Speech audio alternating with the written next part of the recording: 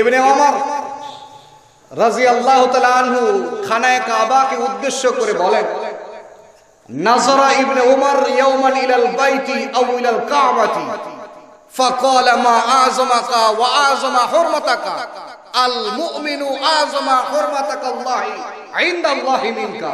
আল্লাহু আকবার বলেন। ইবনে ওমর বলেন, ও বাইতুল্লাহ, তোর সম্মান কতই না মহান, তুমি কতই না ইজ্জতওয়ালা, কিন্তু একজন মুসলমানের সম্মান তোমার থেকে আরো বেশি। সুবহানাল্লাহ। কিন্তু এই মুসলমানের কদর আমরা বুঝি না, আমরা নিজেরা নিজেদের কদরকে নষ্ট করে দিয়েছি। আল মুসলিমু আখুল মুসলিম, মুসলমান মুসলমানের ভাই, এক দেহ। আল মুসলিমুনা কারাজুলিন ওয়াহিদ, এক দেহ, এক মানুষ। কিন্তু আজকে আমরা মুসলমান থেকে একটু দূরে, কাছে না। মুসলমান থেকে মুসলমানের কাছে হওয়া চাই, নিকটতম হওয়া চাই, কারণ এক দেহ, এক ভাই। আজকে চিন্তা করে দেখেন বর্তমান বিশ্ব পরিস্থিতি, মুসলমান আজকে মার খাইতেছে কিন্তু আমাদের কোনো হুঁশই নেই। গোটা বিশ্বে পরিস্থিতি আপনি অবজার্ভ করলে দেখতে পারবেন যে পৃথিবীর মধ্যে যতগুলি মুসলিম কান্ট্রি আছে ততগুলি মুসলমান রাষ্ট্রই মুসলিমরা নির্যাতিত, ঠিক কিনা বলুন? বিদর্ভীরা আজকে গোটা বিশ্বকে রাজত্ব করতেছে, মুসলমানদের কোনো ভ্যালুয়েশনই নেই। কিন্তু এই মুসলমান বীরের জাতি, ইসলাম বীরদের ধর্ম, ইসলাম মুজাহিদদের ধর্ম, ইসলাম এমন এক ধর্ম, এই বাংলার জমিনে বলেন আর গোটা বিশ্বে ইসলাম এমনি ছড়ায় নাই, নদীতে ভেসে ইসলাম আসে না, ঠিক কিনা বলেন? গাছের পাতা না খায় বললাম ভালোই গেলাম, ত্যাগ তিতিক্ষার বিনিময়ে ইসলাম এই জমিনে আসছে। গোটা বিশ্বের মানচিত্রে ইসলাম আসছে, এমনিতে আসে নাই। ত্যাগ দেওয়ার পর রক্তের বিনিময়, তাজা রক্ত ঢেলে দেওয়ার বিনিময় ইসলাম আমরা পেয়েছি, ঠিক কিনা বলে? যে রসুলকে না বানাইলে আসমান জমিন কিছুই হইতো না। ওই আল্লাহ রাসূল সাল্লাল্লাহু আলাইহি ওয়াসাল্লাম নিজেও দিন ধর্ম ইসলামের জন্য দ্বন্দ্ব শহীদ হয়েছে। মাথার মধ্যে নবীজি সাল্লাল্লাহু আলাইহি ওয়াসাল্লামের হেলমেট ঢুকেছিল। কি নিদারুণ কষ্ট তায়েফের ময়দানে আল্লাহ রাসূল সহ্য করেছিলেন। সাহাবা রাদিয়াল্লাহু আনহুম কত কষ্ট দিনের জন্য করেছে। কিন্তু প্রক্ষান্তরে আজকে আমরা কি করছি? আমরা মনে করি বাবা মুসলমান ছিল, এখনো আমরা মুসলমান আছি, বাবা কালী আমরাও করি, এই বুঝি মুসলমানের কাজ। মুসলমান মায়ের খায় কেন? এই মায়ের খাওয়ার এক নম্বরের কারণ হলো যে মুসলমানিত্ব আজকে আমাদের নিজেদের মধ্যে নাই। যেখানে নিজেদের মধ্যে মুসলমানিত্ব থাকার কথা, সেই মুসলমানই আমাদের নাই। বিধর্মী আর মুসলমান দেখলে পার্থক্য করা যায় না যে কে মুসলমান কে বিধর্মী। কথা বলেন না কেন? মুসলমানের নিশান আছে, মুসলমানের নিশান আছে। যেই মুসলমান থাকলে আসমান ঠিক থাকবে, জমিন থাকবে। নিশানা ছাড়া মুসলমান না, নিশানাওয়ালা মুসলমান, ঠিক কিনা বলে? আজকে 12 রবিউল আউয়াল মাস, নবীর জন্মের মাস, নবীর ইন্তেকালের মাস। এ মাসে এক শ্রেণীর মুসলমান, নামধারী মুসলমান, আর কি নামধারী মুসলমান, যারা নবীর আশেক দাবি করে, বিশ্ব আশেক রাসূল দাবি করে মুসলমানের মধ্যে বিভ্রান্ত সৃষ্টি করতেছে। কথা বলেন ঠিক না বেঠিক? দেওয়ালের মধ্যে বড় করে বিশ্ব আশেক রাসূল লাগাই দিলে বিশ্ব আশেক রাসূল হয় না। বিরাট বড় ব্যানার বানাইলাম, গেট বানাইলাম, বিশ্ব আশেক রাসূল লাগাই দিলে বিশ্ব আশেক রাসূল হওয়া যায় না। আশেক রাসূল হইতে গেলে তার মধ্যে আল্লাহর নবীর নিজের মধ্যে লাগে। কথা বলেন না কেন? জীবনে তোমাকে কোনোদিন কোনো আলেমের প্ল্যাটফর্মে দেখি নাই, জীবনে কোনোদিন কোনো ওলামায়ে কেরামের মজলিসে তোমাকে দেখা যায় না, জীবনে কোনোদিন তুমি নামাজ মসজিদে গিয়ে পড়ছো কিনা, অন্য মসজিদে সন্দেহ। অথচ সে আজকে দাবি করতেছে মিস্টার দেওয়ানবাগী যে বিশ্ব আশিক রাসূল, কথা বলেন না কেন? আজকে চিন্তা করবেন 12 রবিউল আউয়াল বলে সকল ঈদের সেরা ঈদ ঈদে মিলাদুন নবী, আছে না নাই? কোরআন হাদিসের মধ্যে সম্মানিত সভাপতি সাহেব বসা, ইসলামের মধ্যে ঈদ কয়টা? জোরে বলেন কয়টা? একটা হলো ঈদুল ফিতর, একটা হলো ঈদুল আজহা। আমি মেনে নিলাম ঈদ হলো তিনটা, একটা ঈদুল ফিতর, একটা ঈদুল আজহা, একটা ঈদে মিলাদুন নবী। তো যারা মানে ঈদে মিলাদুন নবীও ঈদ, তো আমি তাদের কাছে প্রশ্ন করতে চাই, ঈদুল আজহার নামাজ 2 রাকাত, ঈদুল ফিতরের নামাজ 2 রাকাত, তো ঈদে মিলাদুন নবীর নামাজ কয় রাকাত? আছে নাকি? ঈদুল ফিতরে কিছু খেয়ে, মিষ্টান্ন খাবার খেয়ে ঈদগাহে যাওয়া সুন্নাত, এক রাস্তা দিয়ে যাওয়া সুন্নাত, আরেক রাস্তা দিয়ে আসা সুন্নাত। তো ঈদে মিলাদুন নবীতে কি সুন্নাত? আল্লাহ রাসূল সাল্লাল্লাহু আলাইহি ওয়াসাল্লাম ওই সুন্নাত শিখাইছেন। ঈদে মিলাদুন নবী অর্থাৎ নবী সাল্লাল্লাহু আলাইহি ওয়াসাল্লামের জন্মে আল্লাহ রাসূল সাল্লাল্লাহু আলাইহি ওয়াসাল্লাম প্রতি সোমবার রোজা রাখতেন। কি রাখতেন? রোজা রাখতেন। কি কারণে রাখতেন? নবীজি বলেন আমি সোমবার দিন 2 কারণে রোজা রাখি। তার মধ্যে 1 নম্বরের কারণ হচ্ছে যে সোমবারে আল্লাহ রাসূল সাল্লাল্লাহু আলাইহি ওয়াসাল্লামের জন্ম হয়েছে। আরেক কারণ হলো পয়গম্বর আরবী সাল্লাল্লাহু আলাইহি ওয়াসাল্লামের উপর ওহী অবতীর্ণ হয়েছিল সোমবার দিন। সুবহানাল্লাহ বলে। তথাপি আমরা করি কি? বেশি আয়েশকে রাসূল দেখাইতে গিয়ে ঈদে মিলাদুন নবীর দিন কেক কাটে, আসে না নাই? আরে কেক কেটে নবীর সম্মান দেখাইতে হবে না। আমার আল্লাহ পাক নবীকে যে সম্মান দিয়েছে বলা বাহুল্য, কথা বলেন ঠিক না বেঠিক? আল্লাহ রাসূল বলেন উতিতুল ইলমাল আউয়ালিন ওয়াল আখিরিন, আমাকে আল্লাহ পাক আগে পরের সকল জ্ঞান আমাকে দান করেছেন। সুবহানাল্লাহ বলেন। অর্থাৎ পৃথিবীর শুরু থেকে নিয়ে শেষ পর্যন্ত যত জ্ঞান আছে, যত মানুষের যত জ্ঞান, যত ফেরেশতার যত জ্ঞান, যত নবীদের যত জ্ঞান, সকল জ্ঞান আল্লাহ রাসূল সাল্লাল্লাহু আলাইহি ওয়াসাল্লামকে আল্লাহ পাক একাই দান করেছেন। সুবহানাল্লাহ। আপনারা খুশি না বেজার? এই নবী পাওয়ার লাগি আমরা দরখাস্ত করছি নি, কথা বলে না, করছি নাকি? নবীকে ভালোবাসিনি কয়দিন? তো 12 রবিউল আউয়ালের দিন না, না সব দিন? কয়দিন? জোরে বলেন কয়দিন? সব দিন, একদিন না। মনে করেন আপনার বাবার যেই তারিখে জন্ম ওই তারিখে আপনার বাবার মৃত্যু। তো আপনি যদি দিবসটা পালন করেন, যোগ্য সন্তান হলে সে বাবার মৃত্যুবার্ষিকী পালন করতে পারে, জন্মবার্ষিকী না। কথা বলেন না কেন? যদি কেউ বাবার মৃত্যুবার্ষিকী আর জন্মবার্ষিকী যদি একই দিনে হয়, সেই ছেলে যদি জন্মবার্ষিকী পালন করে অর্থাৎ কেক কাটে, তাহলে সে বাবার যোগ্য সন্তান নয়, কুলাঙ্গার সন্তান। কথা বলেন ঠিক না? তো যেই সমস্ত দেওয়ানবাগী বলেন, রাজারবাগী বলেন আর ফুলপুরি বলেন, যত ভণ্ডর আছে তারা 12 রবিউল আউয়ালের নবীর নামে কেক কাটে, জন্মদিবস পালন করে। ওরা আসলে আশিক রাসূল না, আশিক শয়তান। আপনি কইলেও ঠিক, না কইলেও ঠিক, এইটাই ঠিক। কথা বলেন ঠিক না বেঠে? ইশকে রাসূল কারে করে? নবী সাল্লাল্লাহু আলাইহি ওয়াসাল্লামের উপর আয়াত নাযিল হলো যে আমি আজকে দ্বীন ইসলামকে কমপ্লিট করে দিয়েছি। আল্লাহ পাক আয়াত নাযিল করলেন আল ইয়াউমা আকমালতু লাকুম দীনাকুম ওয়া আতমামতু আলাইকুম নি'মাতি ওয়া রাদিতু লাকুমুল ইসলাম দীনা। আমি আজকের এই দিনে দ্বীনকে কমপ্লিট করে দিয়েছি। সকল সাহাবায়ে কেরাম খুশি হয়ে গেছে। একজন কেবল সিদ্দিক আকবর, আল্লাহু আকবার বলেন, হযরত আবু বকর রাদিয়াল্লাহু আনহু যার যার করে চোখের পানি ছেড়ে দিয়েছে। হযরত আবু বকর কান্দে, চোখের পানি যার যার করে পড়তেছে। সাহাবায়ে কেরাম জিজ্ঞাসা করে, ওহে আবু বকর, তুমি কেন কান্দো? হযরত আবু বকর রাদিয়াল্লাহু আনহু বলেন, তোমরা তো দেখতেছো আজকে দ্বীন ইসলাম পুরো হয়ে গেছে।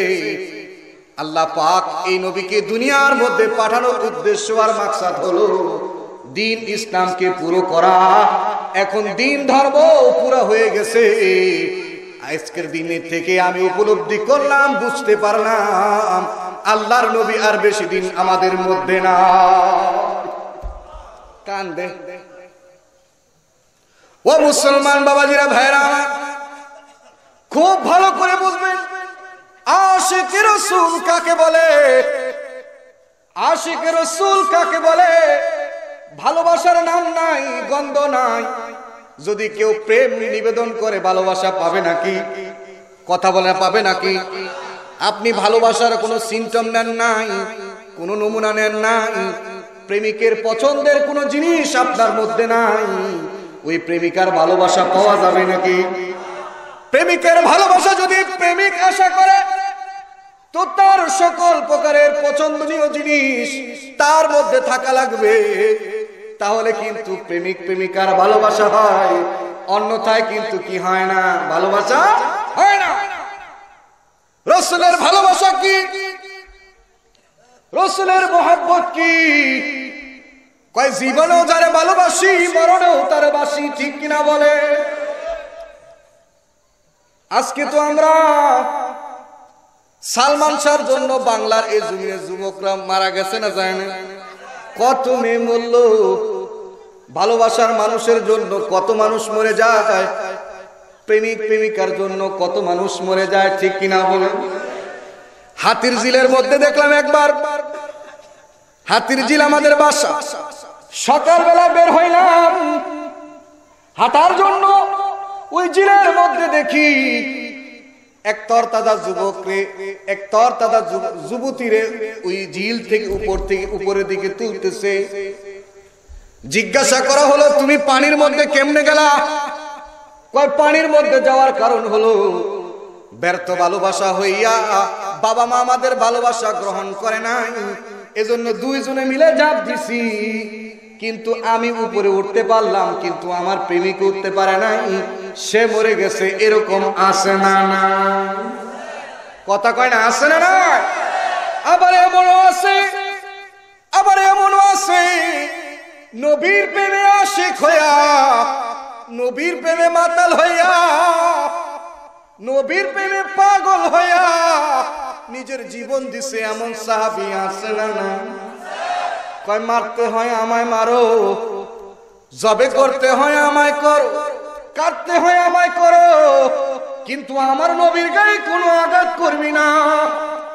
তায়েফের মাটিতে যখন পয়গাম্বর মার খায়, তায়েফের মাটিতে যখন নবীজি রক্তে রঞ্জিত হয়ে যায়, হযরতে যায়েদ বলে, মাইরো না, মাইরো না, আমার নবীকে মাইরো না, যত মনে চায় আমি যায়েদের গায়ে মারো।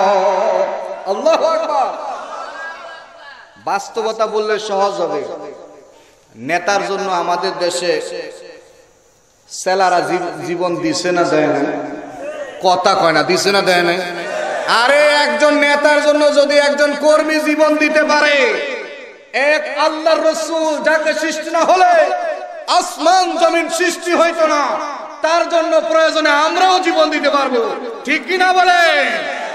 এটা খালি মুহে মুহে ঠিক, নবীর ধর্ম জায়গা কইতে ঠিক।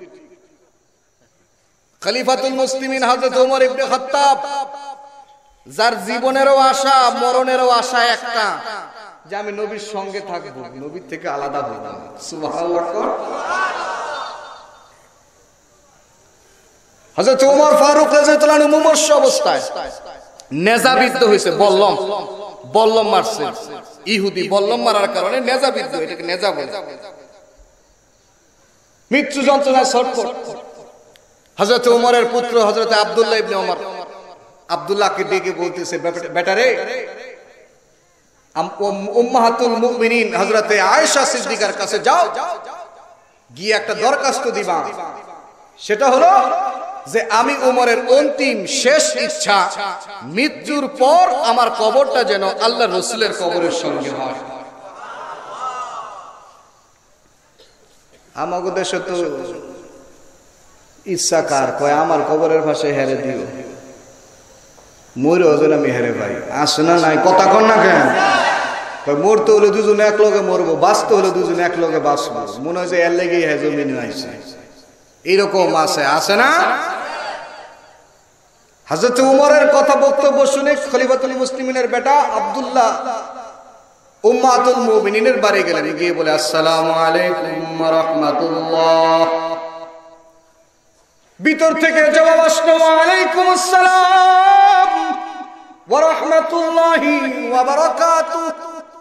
হে আব্দুল্লাহ, এই অসময় করে তুমি আমার কাছে? হযরত আয়েশা রাদিয়াল্লাহু আনহা বলেন, তোমার বাবা নাকি মুমূর্ষু অবস্থায়, তুমি তোমার বাবাকে ফেলে কেন এসেছো? হযরত আব্দুল্লাহ ইবনে ওমর বলে, ওগো উম্মাতুল মুমিনিন, আমার বাবা জানের শেষ ইচ্ছা পূরণের লক্ষ্যে আপনার কাছে আসলাম। বলে কি এমন ইচ্ছা আমার কাছে বলো? হযরতে আয়েশা বলতো আমার কাছে বলো।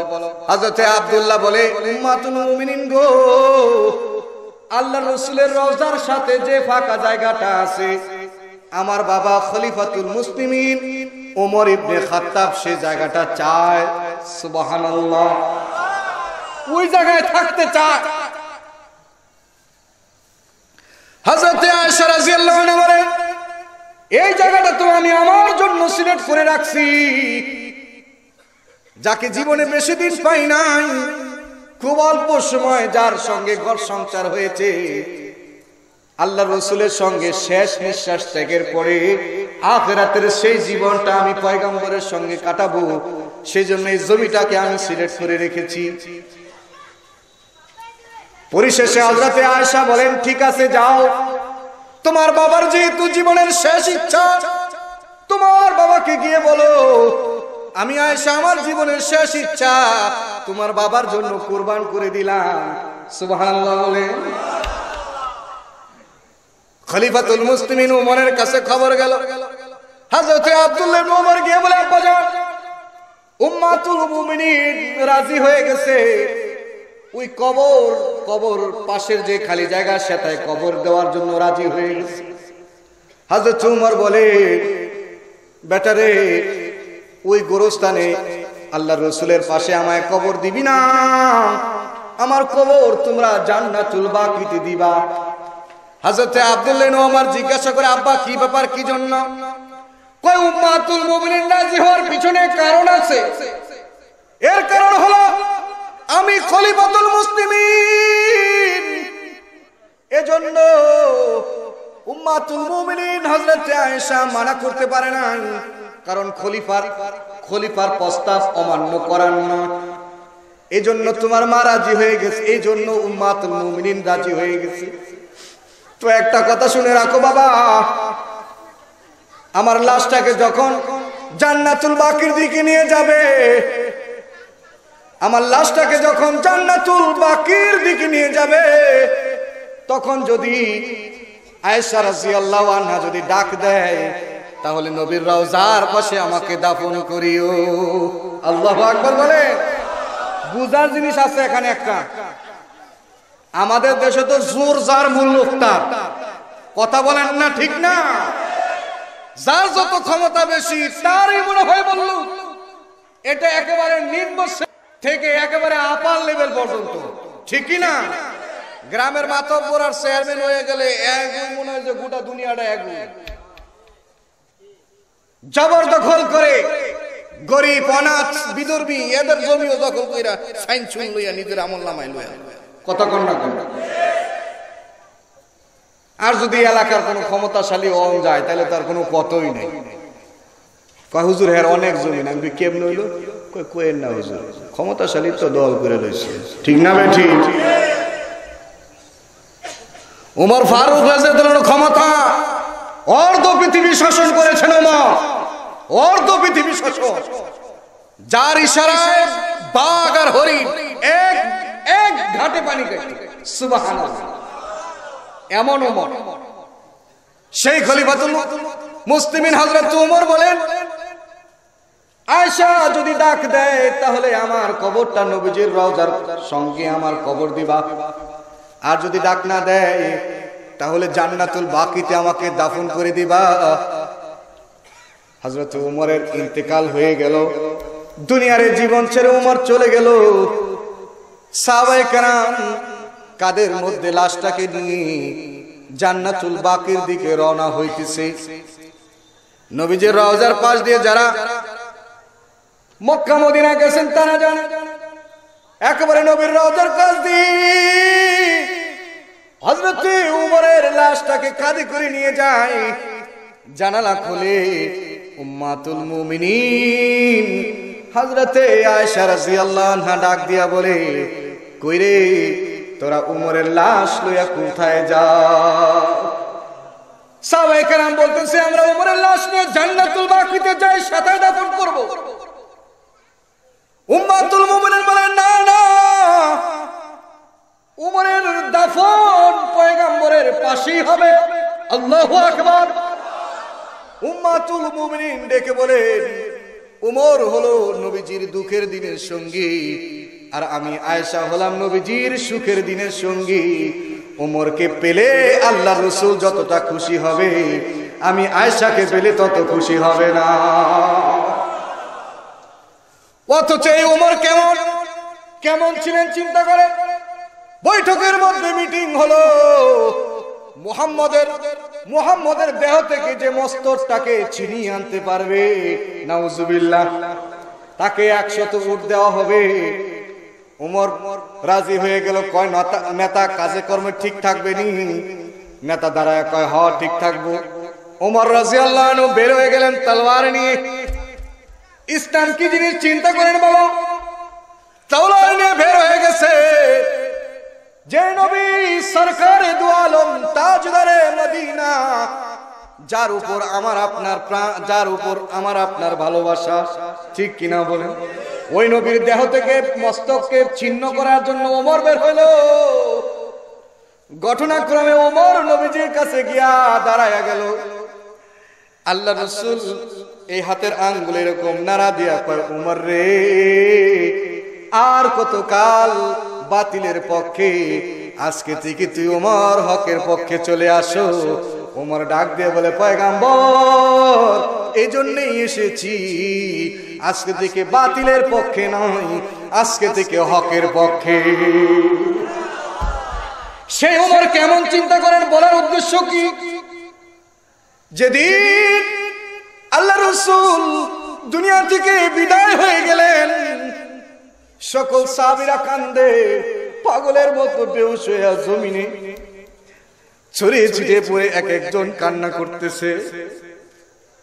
ওমর কান্দে, আলী কান্দে, উসমান কান্দে, তালহা কান্দে, জুবাইর কান্দে, সব কান্দে, পাগলের মতো হয়ে গেল। হযরত উমরের কানে কানে বলে, উমর রে, নবী চলে গেছে, নবী আমাদের ছেড়ে চলে গেছে। ওমর ডাক দিয়া বলে, যে বলবে নবী আমাদের মধ্যে নাই, আমি তার দেহ থেকে মস্তককে আলাদা করে দিব। আল্লাহু আকবার। আর ইসলাম কি শিখায় চিন্তা করো বাবা।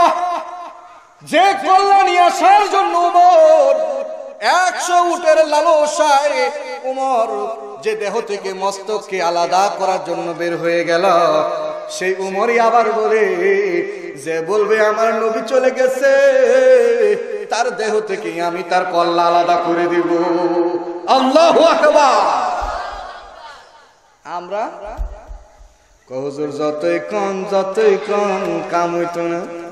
আরে সবাই নবীর মহাব্বত বুঝবে না, সবাই নবীর ভালোবাসা বুঝবে না। আশেক না হলে মাশুকের কি মজার স্বাদ বোঝা যায় না, ঠিক কিনা বলেন? आशिकों से क्या मजा है, माशूकों से पूछियो, शाकी गुल में क्या मजा है, बुलबुलों से पूछियो। आशिक माशूके की मजा आशिक माशूक ना হইলে বোঝা যায় না। হিজরতের রাত্রে সিদ্দিকে আকবর সকল সাহাবী পারমিশন চায়, ও রাসূল আমায় হিজরতের অনুমতি দেন। আল্লাহ রাসূল একে একে অনেককে দিলেন।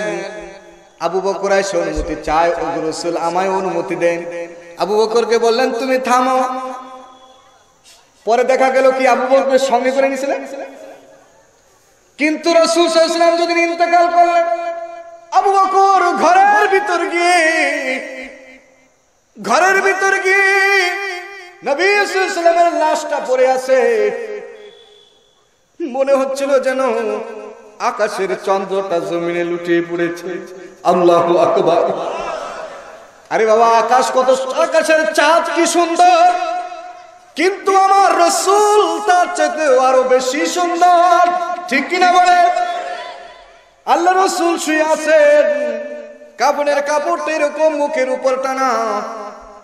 হযরত আবু বকর রাসূলের কাছে গিয়া কয়, ও রাসূল, জীবনে কত জায়গায় একসঙ্গে সফর করেছি, সকল সফরে আপনি আমাকে সঙ্গী করেছেন। আল্লাহু আকবার। সকল সফরে পয়গম্বর আমায় সঙ্গী করে আপনি নিছেন, আজকে এমন কোন সফরে বের হলেন নবী? আজকে কোন সফরে গেলেন একটু বললেন না? আমায় ছেড়ে আপনি কোন সফরে চলে গেছেন? আল্লাহু আকবার। আমরা हम मुसलमान हैं मगर हम में मुसलमानी नहीं, दिल में ईमान है क्यों दिन पर चलते नहीं। আমরা নামে মুসলমান, কথা কোন ঠিক না বেটি? হযরত বেলাল হাবশি গোলাম, গোলামের বেটা গোলাম,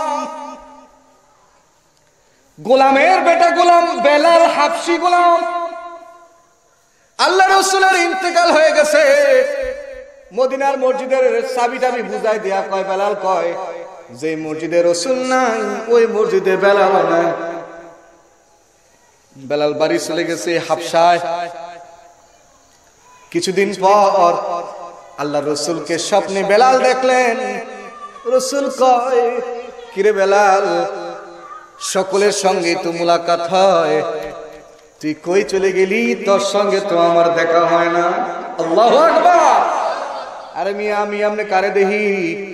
ঘুমাইলে লাইলে মুসদি, কথা কর না ঠিক না বেটি? ঘুমাইলে ঘুমের ঘরে দেখি, এরে সেরে নায়ক নায়িকা দেখি, নায়ক নায়িকা আমার চোখের সামনে আসে। এর কারণ হলো আমার সম্পর্ক নায়ক নায়িকার সঙ্গে। আমার সম্পর্ক তো দুনিয়ার মানুষের সঙ্গে, আমার সম্পর্ক দুনিয়াদার মানুষের সঙ্গে। পয়গম্বরের সঙ্গে যখন সম্পর্ক হবে তো পয়গম্বর আয়েশা আপনাকে দেখা দিবে। সুবহানাল্লাহ। ভালোবাসা থাকা লাগবে, কি থাকা লাগবে? বেলাল রে ডাক দেয়া কয়, বেলাল ওঠ, ঘুম থেকে উঠ। হযরত বেলাল ঘুম থেকে উঠলেন, স্বপ্নের মধ্যে উঠলেন। নবীজি ডাক দিয়া কয়, বেলাল রে, সবাই আমার সঙ্গে দেখা করে মুলাকাত করে, তোর বুঝি আমার সঙ্গে মুলাকাতের সময় হয় না? তোর বুঝি আমার সঙ্গে মুলাকাত করতে মনে চায় না? তোর বুঝি চায় না?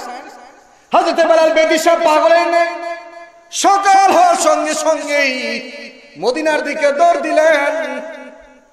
মদিনার মুসলমান হযরত বেলালকে দেখে তারাও উৎফুল্ল মনে বলতেছে, বেলাল আসছে, বেলাল আসছে, আজকে বেলাল আজান দিবে। কি আজান দিবে? বেলালের আজান সুন্দর আছে, কথা কনা সুন্দর আছে। বেলাল আজান দিতে কইল, আল্লাহু আকবার, আল্লাহু আকবার, আশহাদু আল্লাহ। ভালো করে উচ্চারণ হইতো না, ভালো করে বুঝবেন। চেহারা সুরতের আল্লাহর কাছে দাম নাই, আল্লাহর কাছে দাম হলো অন্তরে, ঠিক কিনা বলে? ইয়াউমা লা ইয়ানফাউ মালু ওয়ালা বানুন ইল্লা মান আতাল্লাহা বিকলবিন সালিম। চেহারা সৌন্দর্যের দাম নাই, ধন সম্পদের দাম নাই। আরে আল্লাহর কাছে দামি হলো যার অন্তরটা দামি, ঠিক কিনা? আমরা তো দাম দেই। হায় রে বাবা, রে বাবা, হুজুরে দেখছনি কি সুরটা রে, সুরে পাগল হয়ে গেছে আমার গোটা দেশ, কথা কন না? হযরত বেলালের সুর সার ভালো ছিল না।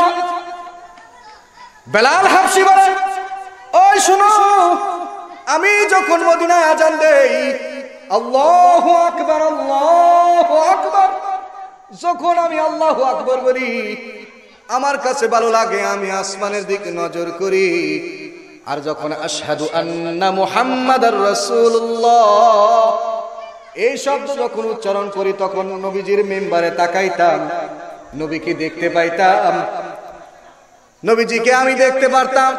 কিন্তু আজকে নবী নাই, আমি আজান দিতে পারবো না, আজান দিলে আমি ঠিক থাকতে পারবো না। তারপরেও সাহাবায়ে কেরাম পিরাপিরি করে হযরতে ইমাম হুসাইন রাদিয়াল্লাহু তাআলা আনহু হযরতে বেলালের কাছে এসে বলেন, বেলাল রে, আমি হুসাইন যাকে দেখলে পয়গম্বরে দেখা হয়, সুবহানাল্লাহ বলে, আমার এই ঠোঁটের মধ্যে পয়গম্বর একবার নয়, দুইবার নয়, শত শতবার পয়গম্বর আমার ঠোঁটে চুমু দিছে। ওহে বেলাল, আমি বলতেছি বেলাল রে, একটু আজান দাও, তোমার কণ্ঠে আজান শুনি, যে কণ্ঠে আজান দিলে আল্লাহর আরশ পর্যন্ত খবর হইয়া যায়। হযরতে বেলাল ইমাম হোসেনের কথা ফেলতে পারলেন না, মিম্বরে দাঁড়িয়ে গেলেন, এবার আজান দেয় বেলাল, আল্লাহু আকবার, আল্লাহু আকবার, বলেন না আল্লাহু আকবার। কে বড়? এই আল্লাহর নাম কইতে শরম লাগে, কে বড়? জবান খুলে কোন কে বড়? কে বড়? আল্লাহু আকবার। বেলাল যখন আল্লাহু আকবার বলল, আসমানের দিকে নজর করলো, আর যখন মিম্বারের দিকে তাকাইলো, আশহাদু আন্না মুহাম্মাদার রাসূলুল্লাহ বলে যখন মিম্বারের দিকে তাকাইলো, দেখা যায় নবী নাই। বেলাল বেদিশা হইয়া বেহুশ হয়ে জমিনে পড়ে গেছে। আল্লাহু আকবার, জোরে বলেন আল্লাহু আকবার। বেদিশা হয়ে গেছে, বেহুশ হয়ে জমিনে পড়ে গেছে। আরে মার জন্য, বাবার জন্য, প্রেমিকার জন্য মরে গেলে বেহুশ হয়ে যায়? কথা বলে না কেন, বেহুশ হয় না? মার ভালোবাসা আর বাবার ভালোবাসা কি নবীর ভালোবাসার সমান না তার থেকে বেশি? লা ইউমিনু আহাদুকুম হাত্তা আকুনা হাব্বা ইলাইহি মিন ওয়ালিদিহি ওয়া ওয়ালাদিহি ওয়ান নাসি আজমাইন। মিন ওয়ালিদিহি ওয়া ওয়ালাদিহি, মা থেকে বাবার থেকে সবার থেকে বেশি ভালোবাসতে হবে কাকে? আল্লাহর রাসূলকে, যিনি আমাদেরকে দ্বীন শিখাইছেন, যার মাধ্যমে আমরা কালিমাওয়ালা হইছি, ঠিক কিনা বলে? আল্লাহ রসুলের সম্মান বাড়াইতে হলে বেটা কেক কাটন লাগতো না, কেক কেটে নবীর সম্মান না।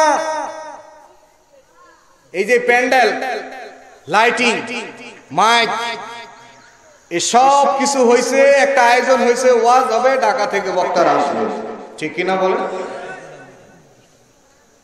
এই পৃথিবীর সব হয়েছে, আসমান হয়েছে, জমিন হয়েছে, জিবরাইল, মিকাইল, ইসরাফিল, আজরাইল, আদম থেকে শুরু করে মুহাম্মদুর রাসূলুল্লাহ পর্যন্ত সকল নবী হয়েছে, আমরা হইছি। এই সব কিছুর মাকসাদ আর উদ্দেশ্য হলো আল্লাহর রাসূলকে আল্লাহ পাক পাঠাবেন, ঠিক কিনা বলে? তো এই প্যান্ডেল মন্ডেল আগে হইছে না বক্তা আগে আইছে? কথা বলে না। প্যান্ডেল আগে হইছে, মাইকিং হইছে, লাইট জ্বালাইছে, আপনারা আসছেন, তারপরে বক্তা আসছে। আসমান হইছে, জমিন হইছে, আদম হইছে, আদম থেকে নিয়ে ঈসা পর্যন্ত সকল নবী আসছে, তারপরে আমার রাসূল আসছে, সুবহানাল্লাহ। সাইল খান আপনারা, সাইল না ভাত খান? কথা কয় না, সাইল খান না ভাত খান? কথা বলে না, চাইল না ভাত? ভাত খাই। আচ্ছা বলেন তো দেখি, এই ভাত আসছে আগে নাকি ধান আসছে আগে? ধান খেতে ফেলায়, গেজা উঠে, তা থেকে আবার চারা নিয়ে রোপণ করে, আবার কিষান সেখানে আগাছা বাসে, ওই ধানকে আবার কাটে, কেটে নিয়ে আবার বাইরায়, তারপরে এরকম ভাবে সিদ্ধ দিয়া, তারপরে মেশিনে নিয়ে ভাঙ্গায়, তারপরে চাইল হয়, তারপরে রান্ধে, তারপরে ভাত, ঠিক কিনা বল? উদ্দেশ্য হলো ভাত। চাউলের উদ্দেশ্য কি? উদ্দেশ্য হলো ভাত। আল্লাহ পাকের উদ্দেশ্য হলো তার মাহবুবকে আমার আল্লাহ দুনিয়ার মধ্যে পাঠাবেন। এজন্য আমার আল্লাহ সব কিছুকে বানিয়ে, সব কিছুকে সৃষ্টি করে তার উদ্দেশ্যকে আল্লাহ দুনিয়ায় পাঠাইলেন। আল্লাহু আকবার। বাইরে কি কইতাম, আমাগো দেশের মধ্যে যেই প্রকারের দুর্নীতি, আল্লাহ রসুল লইয়া চলে, এরম দুর্নীতি কোনো দেশ নাই। হাসানা মিশা কথা বলেন না কেন? আমাদের দেশের মধ্যে রাসূল সাল্লাল্লাহু আলাইহি ওয়াসাল্লামের খাঁটি আশিকে রসুলের চাইতে দাবিদার বেশি। কথা বুঝেন নাই মনে হয়? আশিকে রসুল নিজে না, কিন্তু দাবিদার বেশি। প্রকৃত আশিকে রসুল নাই, কিন্তু দাবিদার সবাই। কথা বলেন না কেন?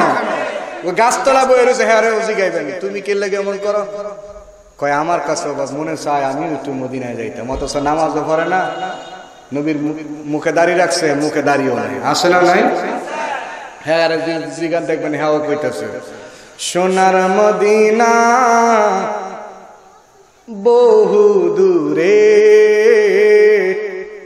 কিন্তু মদিনাওয়ালা আমার অন্তরে। বলে না কই আমি কোন বাপতে মদিনাতে যাই, এর দিকে মনে হয়। তো নবী ভালোবাসা সবাই চাই, আমরা চাই নাকি? মনে হয় স্যার না তোলেন দেখি।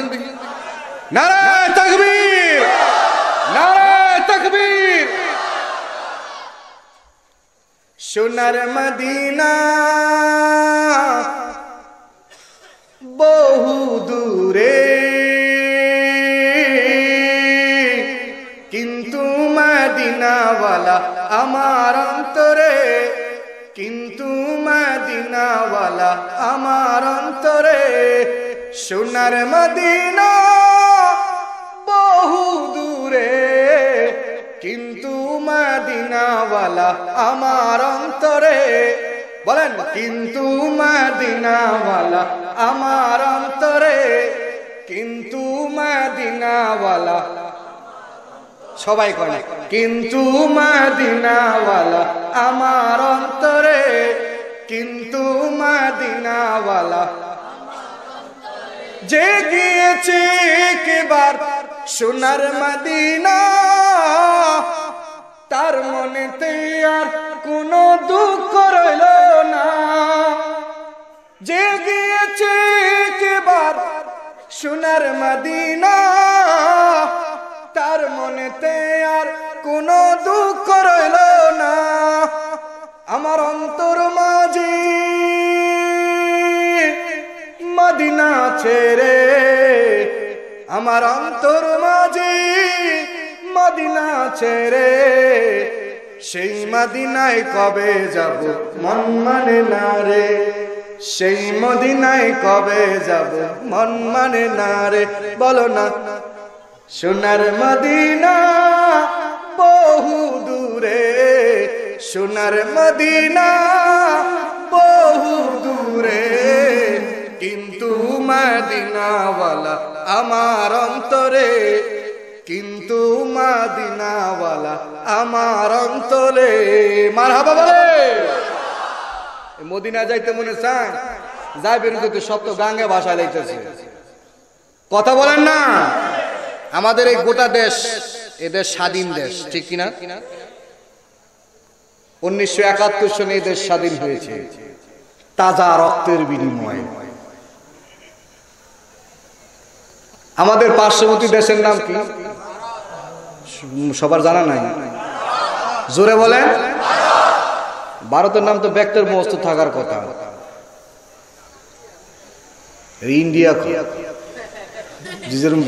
হ্যাঁ বিশ্ববিদ্যালয় ছিল না, হ্যাঁ ছিল ইউনিভার্সিটি ছিল। রিক্সাওয়ালার জিগে কিরে বিশ্ববিদ্যালয়ে যাবি? কয় মামা বিশ্ববিদ্যালয় কোন দিকে? আমি কই ইউনিভার্সিটি যাবি? কয় হ জমত। এই অবস্থা কি ভারত, এক পাশে ভারত আরেক পাশে বার্মা, আরেক পাশে বাংলাদেশ। মিল আছে না? কিন্তু আসলে মিল নেই। আপনি তাকিয়ে দেখবেন, ভারতের মধ্যে সংখ্যাগরিষ্ঠ হলো হিন্দু, মুসলমান হলো সংখ্যালঘু। আপনি দেখবেন বার্মাতে সংখ্যাগরিষ্ঠ, সংখ্যায় বেশি হলো বৌদ্ধরা, আর সংখ্যালঘু হলো মুসলমান। বাংলাদেশের সংখ্যাগরিষ্ঠ, সংখ্যায় বেশি মুসলমান, সংখ্যালঘু হিন্দু, ঠিক কিনা বলে? তিন দেশের তিন চিত্র। তিন দেশের তিন চিত্র। কিন্তু ওই গোটা দেশ আমাদের স্বাধীন দেশ। আমাদের দেশ স্বাধীন হয়েছে ৪৫ বছর। কত বছর? ৪৫ বছর ইতিহাস যদি আপনি তাকান তো দেখবেন যে পরিমাণ নির্যাতিত বহির্বিশ্বে অর্থাৎ বহির্দেশে, পার্শ্ব দেশ এই ভারতে আর বার্মা, যে পরিমাণ মুসলমান নিহত হয়েছে তার এক বিন্দু পরিমাণ বাংলাদেশে হয় না। কথা বুঝেন নাই? বাবরি মসজিদ ভাঙলো, কিছুদিন আগের মধ্যে মুসলমানদেরকে নিধন করলো, হাজার হাজার মুসলমান নিহত হলো, হাজার হাজার মুসলমান শহীদ হলো ওই ভারতের কুলাঙ্গারের কাছে। কথা বলেন না? আপনি তাকিয়ে দেখেন, বৌদ্ধ শাসিত দেশ, সংখ্যাগরিষ্ঠ হলো বৌদ্ধরা, মুসলমানরা হলো সংখ্যালঘু। সেখানে বৌদ্ধ ধর্মের নিয়ম হলো, নীতি হলো যে তাদের ধর্মের মধ্যে জীব হত্যা মহাপাপ। ধর্মের নীতি কি? জীব হত্যা মহাপাপ। জীব হত্যা যে ধর্মে মহাপাপ, সেই ধর্মে আজকে মুসলমানদেরকে টুকরো টুকরো করে জমিনে বসিয়ে দেওয়া হচ্ছে। লাকড়ি চিরতে দেখেছেন আপনারা, নিজেরাও চিরেন। লাকড়ি যেভাবে চিরা হয় মুসলমানদের দেহকে সেইভাবে চিরা হচ্ছে। নিজের বাবার সামনে মেয়ের ইজ্জত লুণ্ঠন করা হচ্ছে, ছেলের সামনে, স্বামীর সামনে মায়ের ইজ্জত লুণ্ঠন করা হচ্ছে। আর সে দেশের মুসলমান নিরপরাধ মুসলমান, সে তাদের একটাই অপরাধ, তারা ইসলাম ধর্ম অবলম্বন। ঠিক কিনা বলে? এটাই তার অপরাধ। জীবন দিতেছে কিন্তু তাদের ঈমান তারা বিক্রি করতেছে না। আল্লাহু আকবার। আমাদের দেশের কি অবস্থা? আমাদের দেশের মধ্যে চিন্তা করে, আমাদের মুসলমান সব থেকে বেশি, অন্যান্য ধর্মাবলম্বীরা হলো কম। কিন্তু বলেন তো দেখি, বাংলাদেশে যে পরিমাণ নিরাপত্তার সঙ্গে, বাংলাদেশে যে পরিমাণ জামায়াত করে বিধর্মীরা আছে, কোন দেশে আছে? কথা বলেন, আছে নাকি? এখন আবার অনেকে প্রশ্ন করতে পারেন, হুজুর বাংলাদেশে ২-৪টা নির্যাতন দেখা গেছে, মন্দিরে ভেঙে গেছে, আছে না এরকম? এটাও ক্লিয়ার করে দিতেছে। শুধু আমাদের বক্তব্য নয়, বাংলাদেশের ডিসি সাহেব নিজে বলেছে ওই নাসিরনগরের মধ্যে যে দেবদেবী মন্দির ভাঙচুর হয়েছে, সেখানে টুপিওয়ালা, দাড়িওয়ালা তো দূরের কথা, টুপিওয়ালা মুসলমানও খুঁজে পাওয়া যায় না। মানে দাড়ি তো নাই, দাড়ি তো নাই, লগে কি নাই? টুপিও নাই। এমন মানুষ মন্দির ভাঙছে। তার মানে এটা পরিষ্কার, এটা যে যারা রাত বেলা কালনাগিনী হয়ে সুবল দেয়, দিনের বেলা তারা ওজা হয়ে জানতে আছে। আচ্ছা, আমাদের দেশের কথা চিন্তা করেন।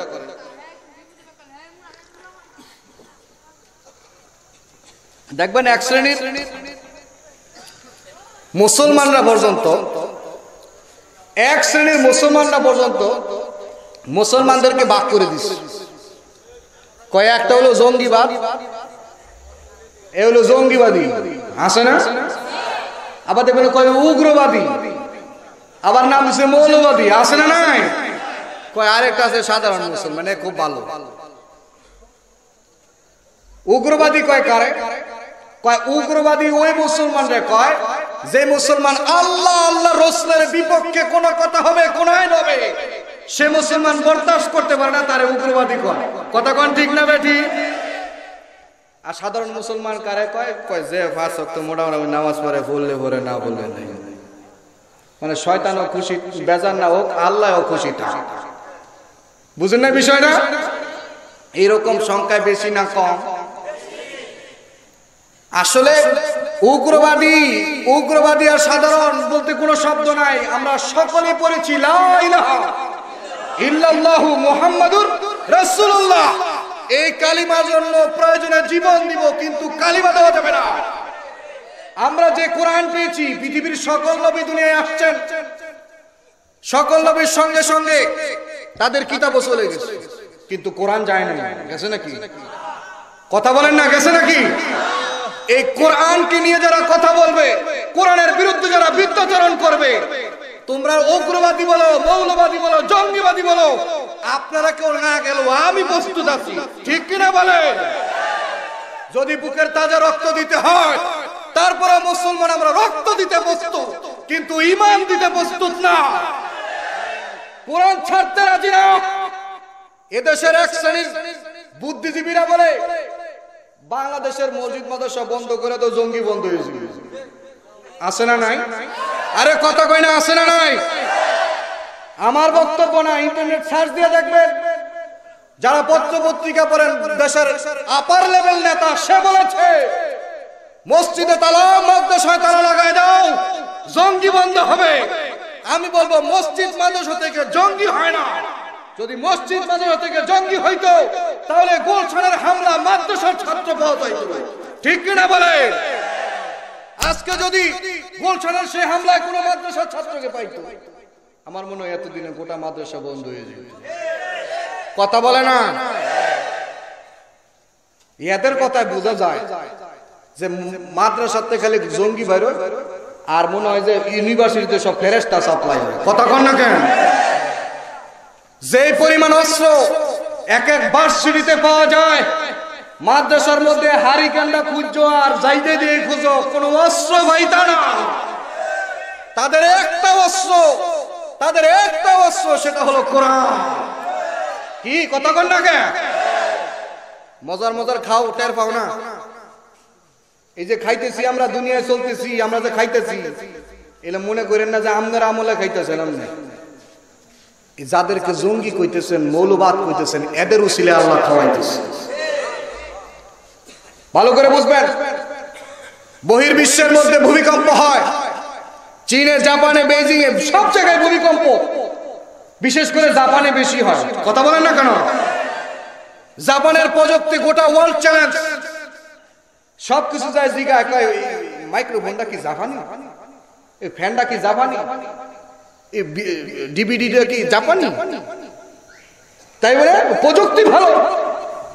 এত প্রযুক্তির পরেও ওই জাপানের মধ্যে ভূমিকম্প হইলে শত শত বাড়ি শেষ। কথা বলেন না কেন? বাংলাদেশে সেই প্রযুক্তি নাই, সেই প্রযুক্তি নাই। কয় কিরে তুই কাম জানাস? কয় কাম তো জানি, 5-7 বছর করে কয় বাড়ির কাম শুরু কর। বাড়ির কাম সুন্দর মিস্ত্রি করে লইছে, ইঞ্জিনিয়ার ছাড়া। কথা কন না? এত ভূমিকম্প হলো, বাংলাদেশে ঘরবাড়ি ভাঙে না কে? আপনি মনে করতেছেন রড বালু আর সিমেন্ট বালু, তো জাপানের টাকি। ঘুমো খাইয়েন না, ঘুমাই থাকেন না। যে পরিমাণ মাদ্রাসা, মসজিদ, যে পরিমাণ কোরআনের তেলাওয়াত আজও বাংলাদেশে আছে, এরকম যদি থাকতে থাকে, ভূমিকম্প হলেও মাদ্রাসা, মসজিদ যদি যতদিন থাকবে, উলামায়ে কেরাম যতদিন থাকবে, কোরআনের তেলাওয়াত, নবীর আশিক রাসূল যারা থাকবে, যতদিন থাকবে, ততদিন ভূমিকম্প হলেও ঘরবাড়ি ভাঙবে না। কিছুদিন আগে ভূমিকম্প হয়েছে, একেবারে ভোর 4টার সময়। কয়টা?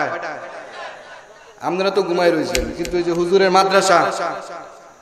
মাদ্রাসা দেখেন পড়তেছে, পোলাহন পাগলের লাইন হয়ে যায় ভোর রাতে, সব ঘুমাই থাকে, কিন্তু আল্লাহর আশিক আল্লাহর সঙ্গে কথা বলতে থাকে। আল্লাহু আকবার বলে।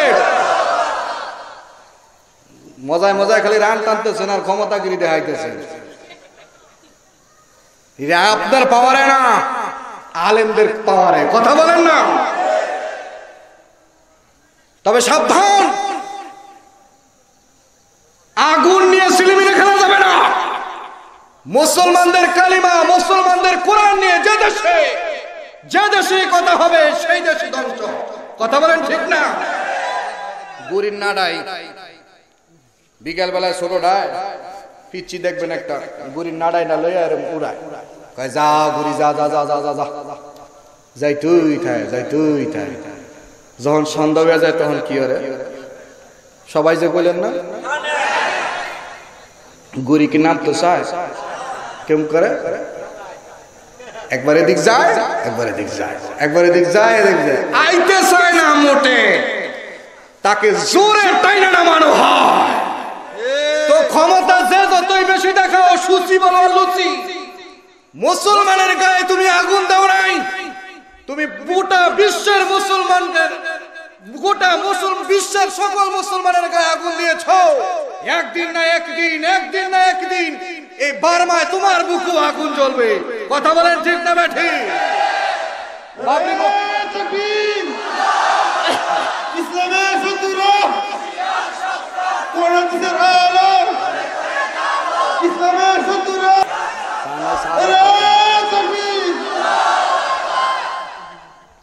ভালো করে দেখেন, ভারতের বাবরি মসজিদ ভেঙেছিল, সেদিন সকল উলামায়ে কেরাম এক বক্তব্য দিয়েছিল, ভারতের বাবরি মসজিদ তোমরা ভাঙছো ভাবে ভাঙছো, আজ নয় তো কাল ভারত ভাঙবে। ঠিক কিনা বলে? অপেক্ষায় থাকে। আল্লাহ পাক আমাদের বুঝার তৌফিক দান করেন।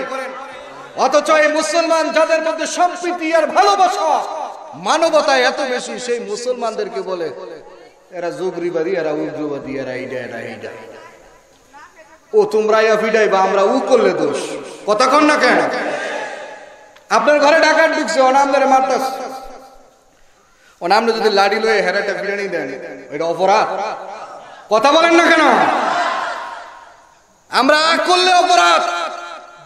ইরাকে, আফগানিস্তানে, ফিলিস্তিনে, বার্মায়, ভারতে, বিশ্বের সকল মুসলিম কান্ট্রিতে মুসলমান আজকে মার খাচ্ছে। আর তারা যখন খালি কয় আমাদেরকে কেন মারো, তারা যখন শুধু এই শব্দটুকু উহ শব্দ করে, কয় এইটাই সন্ত্রাস, এইটাই জঙ্গিবাদ। কথা বলেন না কেন?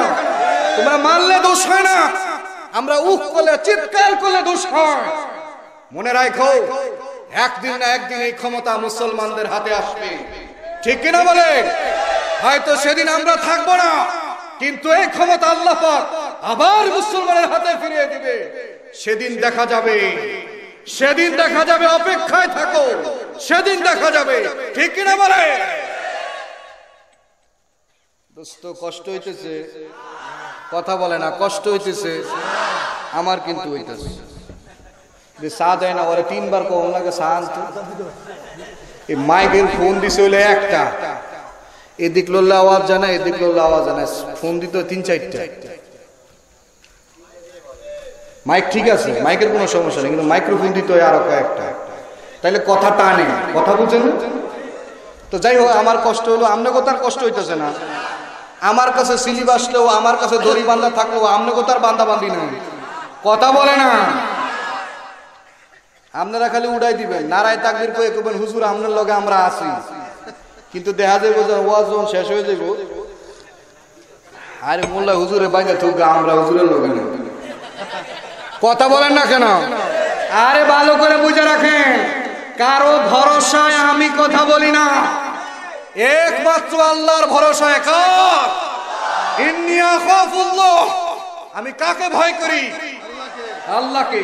জীবনের শেষ মাহফিল মনে করে, শেষ ওয়াজ মনে করে ওয়াজ করতে হবে। দেওয়ালে পিঠ থেকে গেছে, খাওয়ার পর মিষ্টি খাওয়া সুন্নত, এই দিন গেছে গা। কথা বলে না? মিষ্টি খাওয়ান সুন্নত না, খাওয়ার পর খালি এইটা হইনেন না, মাঝে মাঝে হুঙ্কার দেওয়াও সুন্নত। কথা বলেন ঠিক না বেঠে? সাবে মুরিদ হইছে হুজুরেরটাই। কেডা? হুজুর আপনার বয়াত হইলে আমার টাইম বয়াত হইতাম, মানছি খালি আমার দোষে, মানছি পাইলে হুজুর আমার ভিড়ায়, খালি আমার তবিওটা একটু ফাল্টা, আপনার কাছে মুড়ি দিন। তো সাবে হুজুরের কাছে মুড়ি দিয়েছে, হুজুরে কয় ঠিক আছে তোর মুনিদ বানাইলাম, তবে কাউরে কিন্তু কামড় চামড় দিস না। কি দিস না? কামড় দিস না। তো সাপ রাস্তা দিয়ে যাইতেছে, এই কথা বলবেন না, সাপ রাস্তা দিয়ে যাইতেছে। এখন এমন পিটনি দিচ্ছে সাপের, কারণ সাপে তো কামড় দেওয়ার কোনো চেষ্টাই করে না। কথা বুঝে না? সাপে কামড় দেওয়ার কি করে না, চেষ্টাই করে না, এমন পিটনি দিচ্ছে। সাপে কোন রকম পালায় চালায় হুজুরের কাছে আয়, হুজুর, হুজুরের কাছে কইব কি, হুজুরে দেহে ওর চামড়া নাই, নাক দা রক্ত বাড়িতেছে, চোখ একটা উল্টে রয়েছে, ওই লেজ অর্ধেক ভেঙে গেছে। তো কিরে তোর এই অবস্থা কে? হুজুর সব আপনার ওয়াজের দোষ, আপনার কাছে বয়াত হয়েছিলাম ভালো আর লাগা সোজা আর লাগা মাইরে সোজা বানাইলে কয়েক কামড়ে নিষেধ করছেন কারো কামড় না দিতে এলে করে হুজুরে কথারে কামড় দিতে নিষেধ করছি ফুস করতে তো নিষেধ করি না তো মুসলমান আমরা ফুস তো করতে পারবো ঠিক কিনা বলেন ওই ভারতের পূজে বারবার সে সুশীলা জানা দেওয়া দরকার বাংলার তৌহিদি মুসলমান খেপে গেছে প্রয়োজনে নাপ নদী পাড়ি দিয়ে হলেও এই মুসলমানদেরকে বাংলার মুসলমান রক্ষা করবে ঠিক কিনা বলে প্রমাণ দেখিয়ে দিয়েছে গোটা দেশ থেকে ত্রাণ সামগ্রী যেইভাবে ওই টেকনাফের উখিয়ায় পৌঁছতেছে মুসলমান রোহিঙ্গা মুসলমানদের কাছে আল্লাহু আকবার এই মুসলমানদের এই ত্যাগ আল্লাহ পাক এই উসিলা হতে পারে আমাদের নাজাত করে দিতে পারে ঠিক কিনা বলে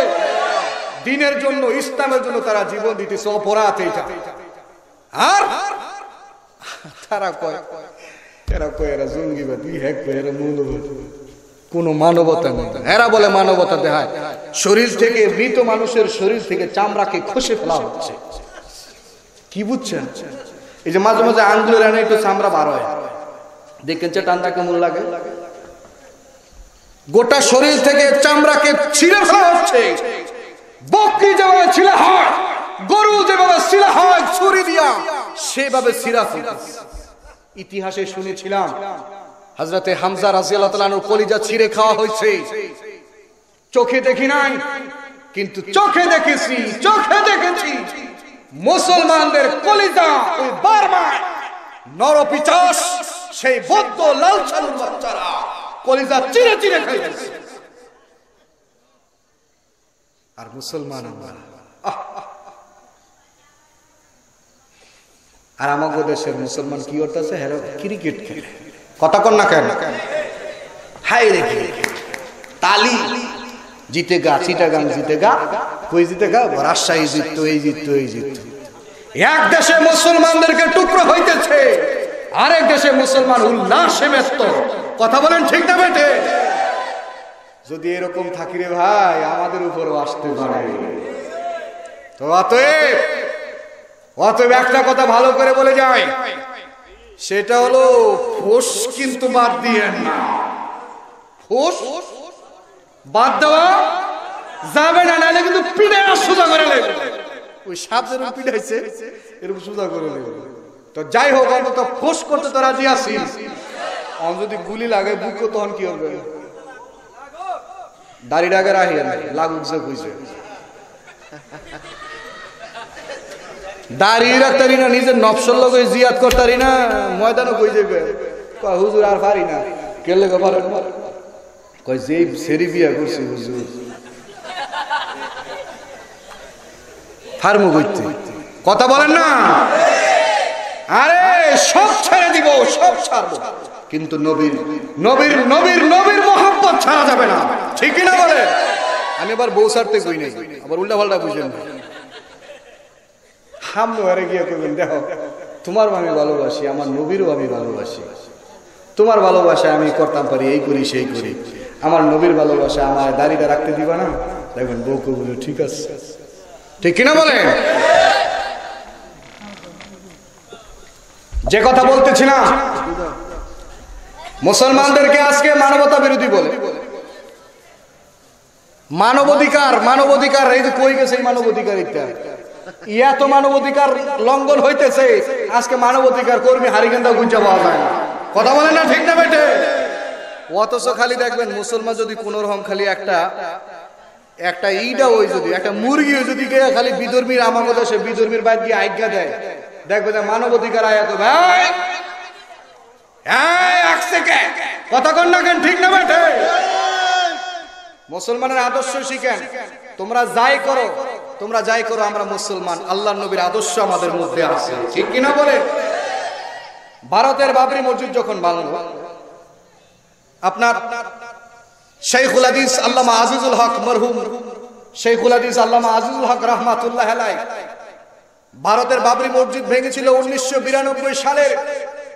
1992 সালের সম্ভবত ডিসেম্বরের 6 তারিখ বাংলাদেশের আন্দোলন শুরু হলো শেখুল আদিজ আল্লামা আজিজুল হকের পক্ষ আন্দোলনের ঘোষণা হলো জানুয়ারির 3 তারিখে লং মার্চ সেই টিপাই একেবারে যশোর পাড়ি দিয়ে ভারতের বাবরি মসজিদ কেন্দ্র করে লং মার্চ হয়েছিল। সেই লং মার্চের চতুর্দিক দিয়া হিন্দুদের মন্দির, হিন্দু মেয়েরা সিঁদুর মেখে হেঁটে গেছে, কিন্তু কোনো মন্দির ভাঙচুর হয় না। কথা বলেন না কেন? কোন হিন্দু মেয়ের সতীত্ব হরণ হয় নাই। মুসলমান নবীর আদর্শে শিক্ষিত এই মুসলমান মানুষকে মানবতা দিতে জানে, অন্যায় নিরপরাধ মানুষকে মারতে জানে না। আল্লামা আহমদ শফি সাহেব দামাত বরকাতুল আলিয়ার কাছে এই বাংলাদেশের সকল বৌদ্ধদের নেতারা গেছে।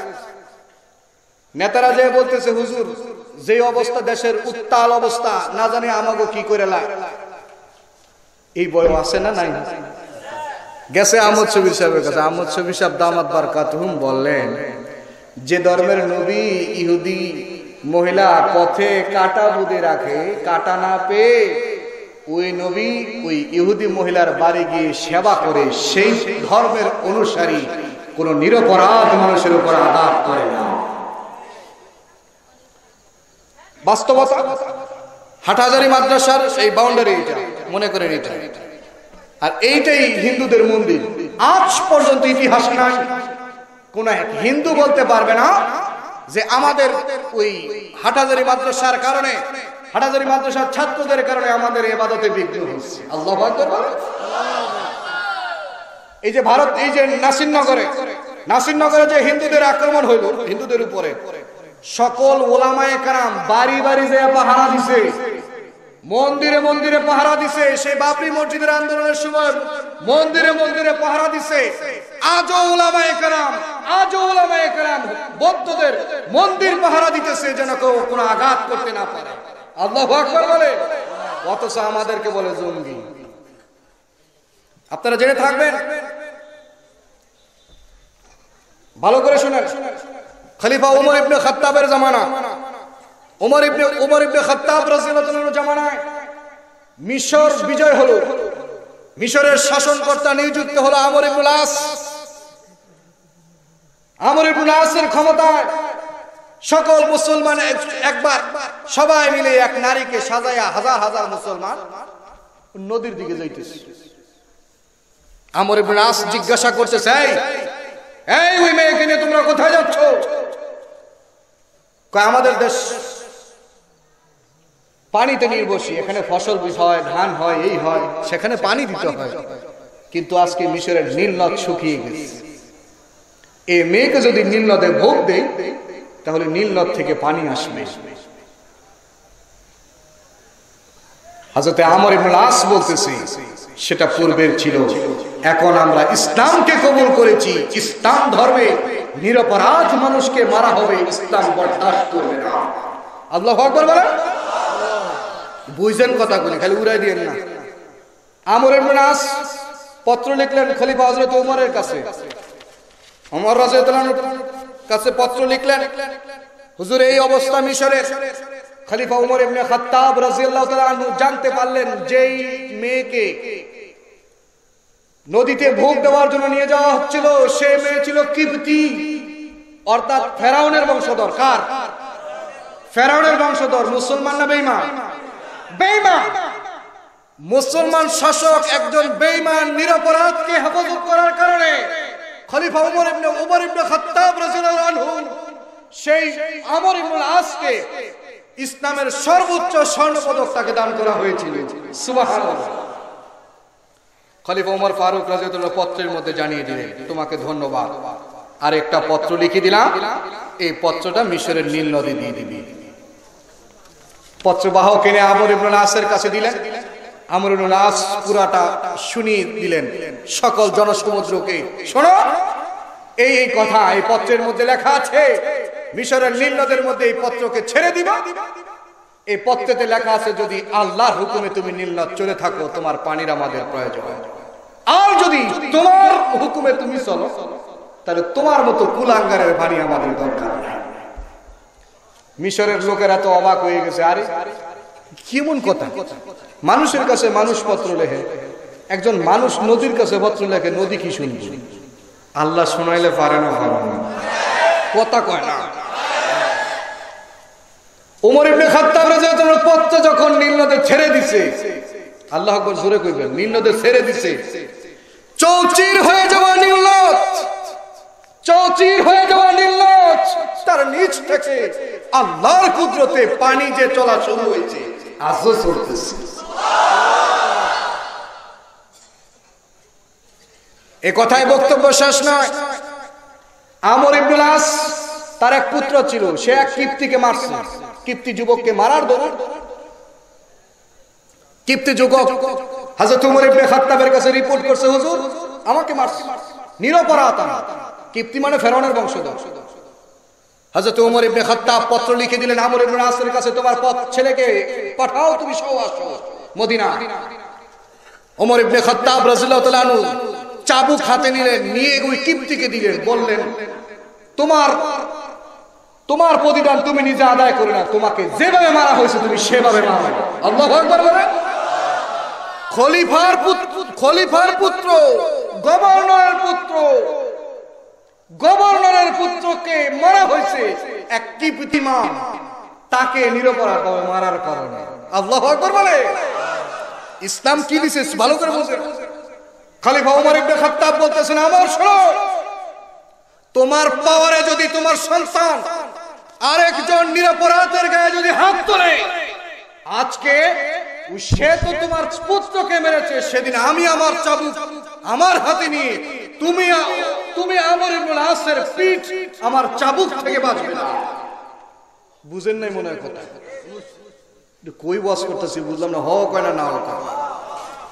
বলতেছে তোমার ক্ষমতায় তোমার পুত্র যদি কোনো নিরপরাধকে মারে, তোমার পুত্রের শুধু মারবো না, তোমাকেও ছাড়বো না। সুবহানাল্লাহ বলে। আমাকে দেশে আসে না নাই, মোটামুটি যদি একজন এমপি হয়ে যায় তার এলাকা, মনে হয় যে এই এলাকার বেকু এমপি, কথা কয় না। চেয়ারম্যানের শালা যদি হইতারে, হ্যাঁ মনে হয় 3 মেম্বার। চেয়ারম্যানের বউর তো কোনো কথাই নেই, ড্রাইভারের বাপ সাপ তো আরেক রকম, কথা বলেন ঠিক না বেঠে? তো ইসলাম কি শিখায়? বিদর্মীদের সঙ্গে আমাদের আচরণ ভালো হবে, ঠিক কিনা বলেন? বিদর্মীদের সঙ্গে আমাদের আচরণ ভালো হওয়া চাই, তাহলে আস্তে আস্তে বিদর্মীরা ইসলামের দিকে আসবে। আর মুসলমানের সঙ্গে মুসলমানের কি আচরণ হবে? কয় মুসলমানের সঙ্গে মুসলমানের আচরণ আল্লাহর নবী শিখাইছেন, ভালো করে বুঝেন। হুদায়বিয়ার সন্ধিতে রাসূল আরবি সাল্লাল্লাহু আলাইহি ওয়াসাল্লাম হযরত ওসমানকে পাঠালেন। ওসমান গিয়ে মক্কার কাফের বেঈমানদেরকে বলে আসো, আমরা জিহাদের জন্য আসছি না, আমরা আসছি উমরা করে আমরা চলে যাব। কিন্তু ওসমান রাদিয়াল্লাহু তাআলা আনহুকে গ্রেফতার করা হলো, কিন্তু মক্কায় ছড়িয়ে দেওয়া হলো, ওসমানকে কতল করা হয়েছে। আল্লাহ রাসূল সাল্লাল্লাহু আলাইহি ওয়াসাল্লাম সেদিন বায়াত গ্রহণ করেছিলেন ওসমানের রক্তের বদলা, যে ওসমানকে যেভাবে হত্যা করা হয়েছে নির্মমভাবে, আমার হাতে হাত রাখো, ওসমানকে যেভাবে মারা হয়েছে আমরা সেভাবে মারবো, ঠিক কিনা বলে? ভালো করে বুঝেন। তারেক বিন জিয়াদ নাম শুনে থাকবেন, যিনি ফ্রান্স মুসলমান কান্ট্রি ছিল আগে, স্পেন যখন বাঁচাও বাঁচাও, সকল মানুষ যখন বাঁচাও বাঁচাও চিৎকার করেছিল, সেদিন তারেক বিন জিয়াদ আন্দোলন শুরু করেছিল। তারেক বিন জিয়াদ মুসলিম সেনানায়ক, মুসলিম সেনাপতি, সদস্য সংখ্যা 11 জন, অশ্বরোহী অর্থাৎ ঘোড়ার মধ্যে সওয়ার 11 জন, কত মাত্র 11 জন। দুশ্চিন্তায় পড়ে গেছে, 11 জন লইয়া স্পেনের সঙ্গে মোকাবেলা হবে, দুশ্চিন্তায় পড়ে গেছে।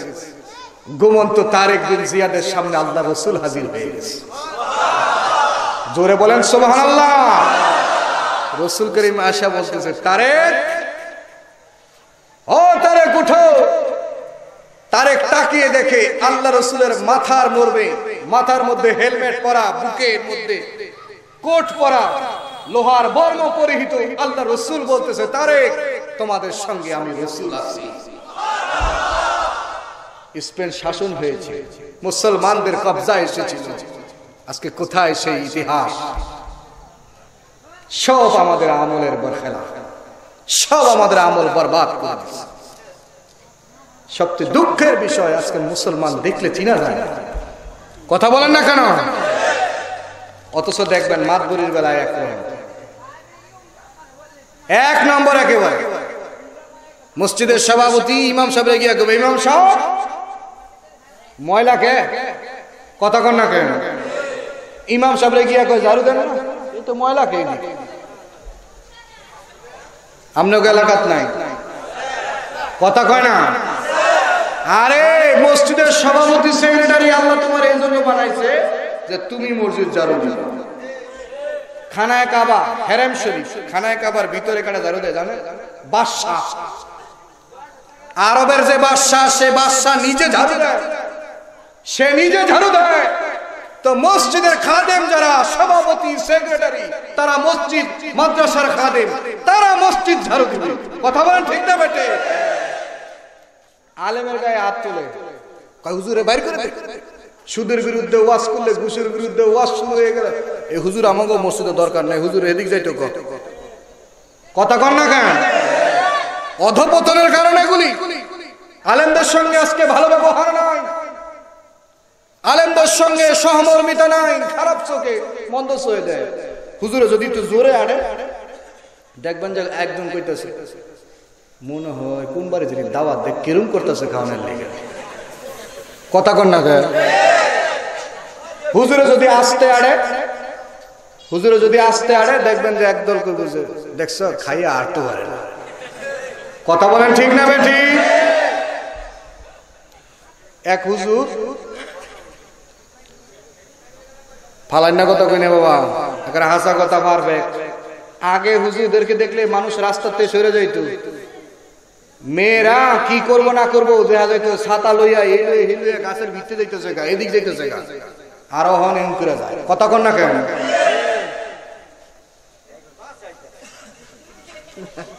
আগে হুজুরদেরকে দেখলে বিড়ি এরকম ফালাই দিত, তাস খেলা থাকলে বন্ধ করে দিত। অহন বিড়িটা লইয়া ইমাম সাহেব দোকানের ভিতরে ঢুকছে, কোথায় সে বিড়ি ফালাবে, বিড়িটা টান দেয়, মনে কয় হুজুর আমি বিড়ি খাই, আমি একটু দুয়া খাই। কথা বলেন ঠিক না বেঠি? এক হুজুর গেছে চায়ের হোস্টেলে চা খাইতে, ভালো করে বুঝে চা খাইতে। এমন সময় এক লোকে কয় দেখ হুজুরে চা খাই কে, আসেন এরকম লোক।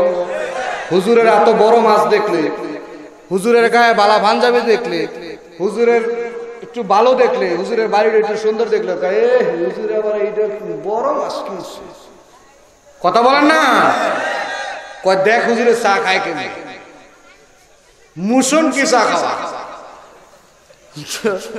হুজুরে চা খাইতেছে, আল্লাহর কি কুদরত। এই সময় আজান দিছে, আল্লাহু আকবার আল্লাহু আকবার। ওই লোকে কয় হুজুর চাটা বড় নাকি আজান বড়? হুজুরে কয় আজান বড়। কয় তা আমি সাহায্য খান। হুজুরে কয় আমি বরিশালের মানুষ, আমি আউনের সময় আপনাকে মসজিদে সুবিধে দিয়েছি, একটার সময় আজান দিব, 1:30টার সময় জামাত হইব, 20 কাপ চা খামো, তারপরে যাইয়া 10 রাকাত নামাজ পড়তে হবে। কথা কন না? কাছে হুজুরে তো ধরতালাম না। এবার হুজুর জানেন, হুজুরে কয় কি? কয় এই মসজিদটা বানাইতে গিয়া আমার দাদায় দিছে 3 মণ রড, আমার বাপে দিছে 2 গাড়ি বালু, আরেকজনে বয় হ্যাঁ কয় আমার বাপে দিছে 6 গাড়ি ইট, আরেকজনে বয় মাটি যা লাগছে সব আমার দাদায় দিছে। হুজুরে কয় আপনাকে মসজিদ আপনারা বানাইছেন, আমরা কি করতাম? বুঝেন না বিষয় না? মানে হুজুরের কইতে চাইতেছে যে মানে নামাজ খালি আপনার দরকার, ইবাদত বন্ধ খালি আপনি করবেন, আমরা করতাম কি? মসজিদ মাদ্রাসা তো আমার বাপে বানাইছে, আমার দাদাই বানাইছে। এক শ্রেণীর মুসলমান আছে না এরকম, কয় হুজুর আমাকে বাড়ির মাইয়াডি বালা না, কেন লেগে বালা না? কয় মায়েরা নামাজ পড়ে না। আরে তুমি বড় কথা কন না কেন? হুজুরের কাছে তাবিজের লেগে যায়, হুজুর একটা তাবিজ দেন। কয় কি এর তাবিজ রে?